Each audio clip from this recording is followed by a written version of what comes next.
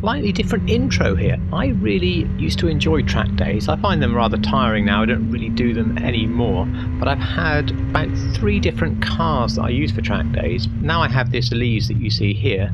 This was the one and only track day I ever did with the car, because I bought it really as a road car, but it is very good.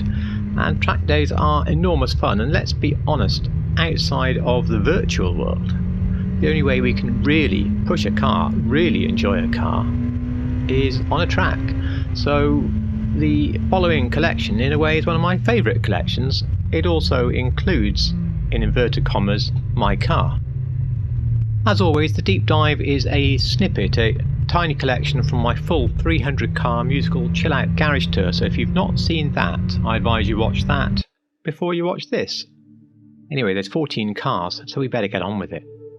You could order and buy track editions of the Lexus RCF, which is of course the Vectra in-game, available in 3 different colours, white, grey and another one, red maybe.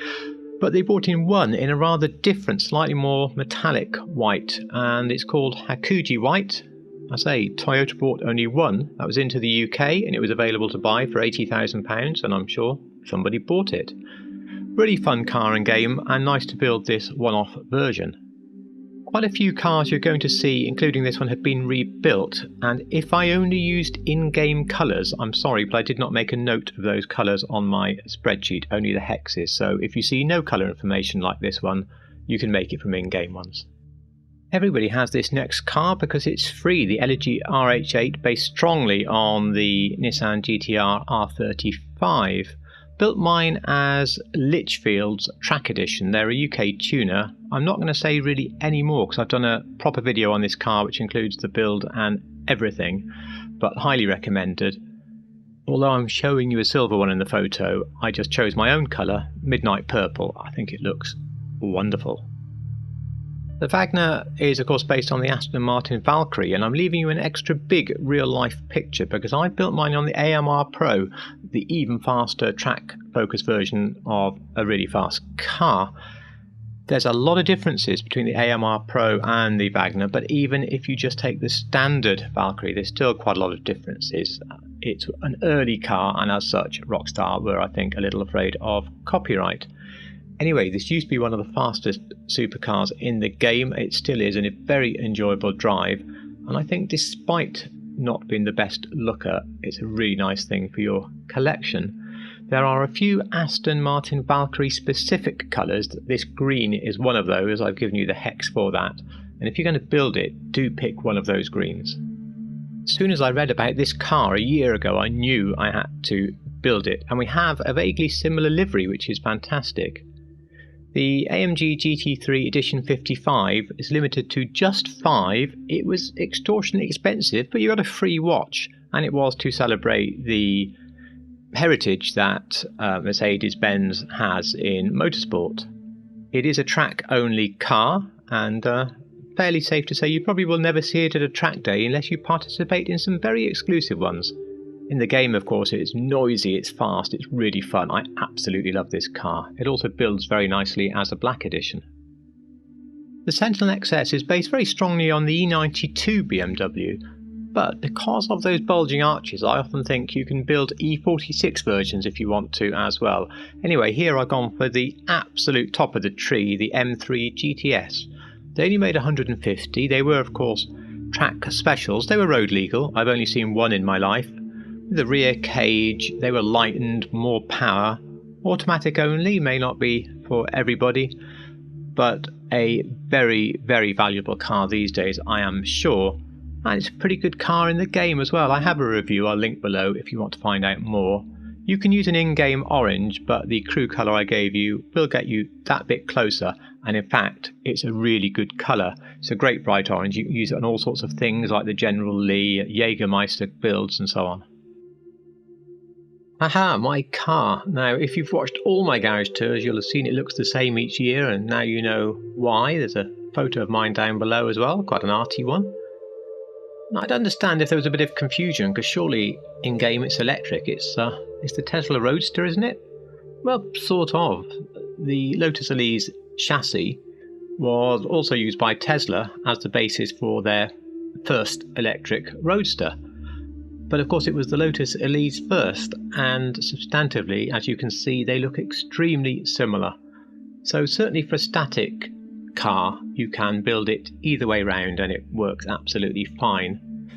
But of course, if I want to drive it in the game, there's no engine noise, there's no high rev limit. It's also rather twitchy than the real thing. So whilst I love it for my static garage, I never drive this at all.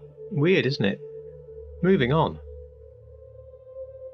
Well, here's another car you're unlikely to see at your local track day because of the numbers made. The Sesto Elemento was a lightened, more powerful track-only version, I think, of the Gallardo, but really completely changed. Absolutely stunning car. Comes in a satin grey only. They said they were going to make 20, but it was so expensive for a track-only vehicle that in fact it's reckoned, according to Wikipedia anyway, that only 10 were ever made, but it's not been admitted that that is the case.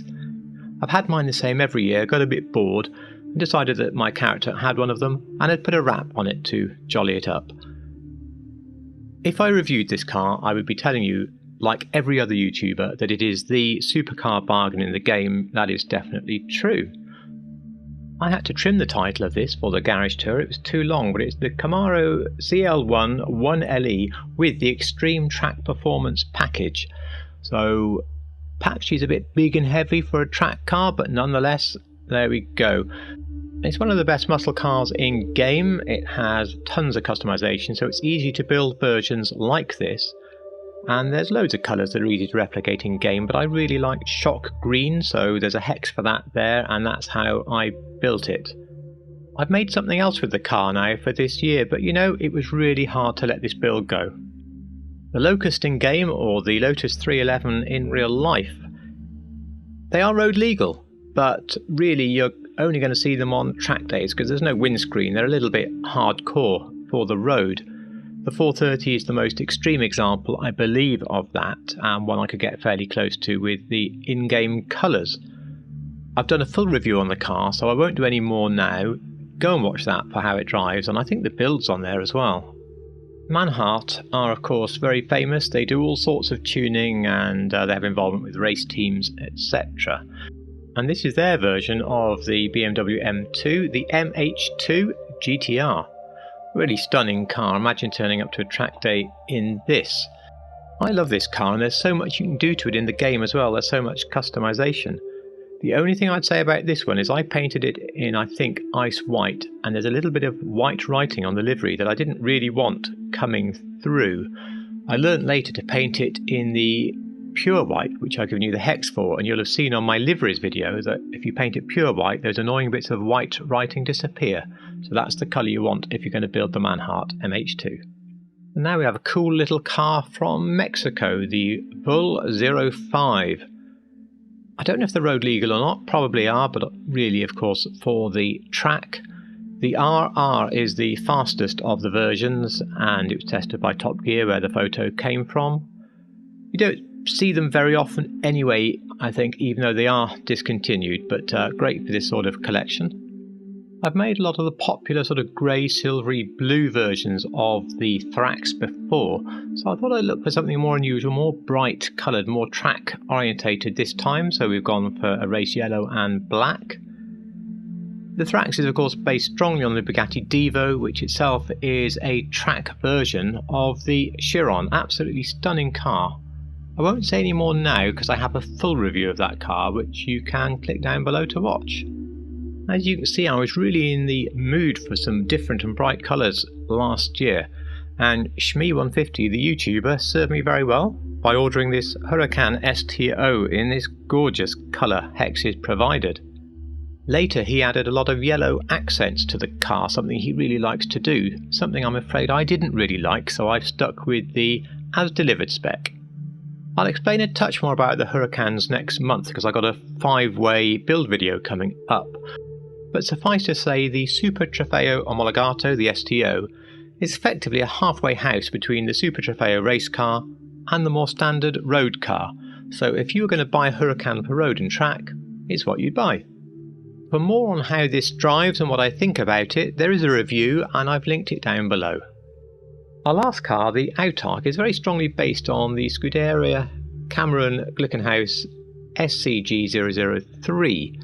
Now there were three different versions of this car. You could have the C, the CS and the S. The C was basically the competition version, the S was the Stradale or street version, and the CS, as you guess, a little bit like the STO we looked at, but more extremely, was the halfway house. Effectively, it was still the competition car, but if you stuck some number plates and some road tyres on it, you could use it on the road as well. I did mine here. It's hard to see in the shade anyway of the garage, but I was trying to replicate a sort of carbon fibre finish with gold as per the photo. I think it's a really nice driving car, so I'm pleased to tell you it's still available. Well, there we go. I've managed 14 cars plus an intro in about 10 minutes. That's excellent going for me, and I think it deserves a like and it deserves a comment, doesn't it? And of course subscribe if you like real cars in GTA. I hope you join me next Sunday when we're going to go through my drift garage and some exciting cars there, and of course a small memorial to Ken Block. Hope you enjoyed this deep dive. Hope you found something that has perhaps inspired you or you found useful. And as always, I thank you so much for watching.